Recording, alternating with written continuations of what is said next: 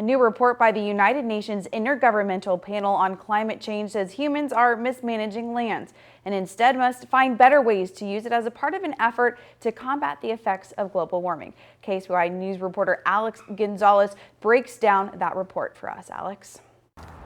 The report takes a closer look at how climate change is affected by the way people utilize land, one of the ways specifically relating to how we produce and cultivate food.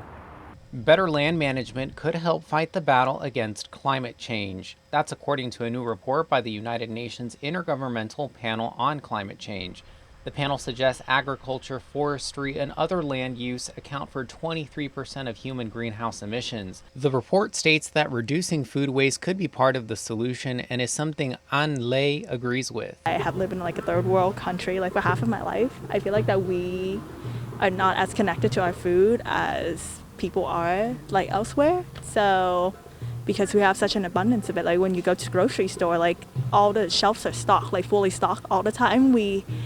There's a solution that there's always going to be food. Executive Director for the Land Trust of Santa Barbara County, CHET says the Central Coast is home to some of the most fertile lands on the planet.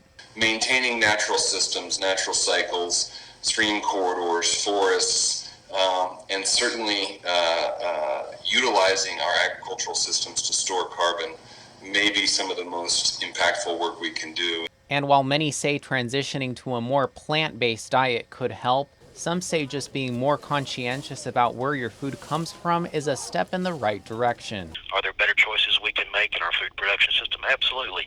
Can we all agree that we need to reduce food waste, whether that's at the farm gate or all the way to the dinner plate when you're making grocery shopping decisions about how we can be more efficient with that? We should all agree that we need to produce food with fewer inputs. The report also recommends nations replant forests as trees can help reduce the amount of greenhouse gases in the air. Now, the IPCC also wanting to remind people that as lands become degraded, they not only will be harder to farm, but will also struggle in absorbing things such as carbon and water, which can lead to other environmental impacts. Reporting in San Luis Obispo, Alex Gonzalez, KSBY News. Alex, thank you. The IPCC also says an estimated 500 million people live in areas that experience desertification, something the panel says could become a bigger problem with an increasing global population.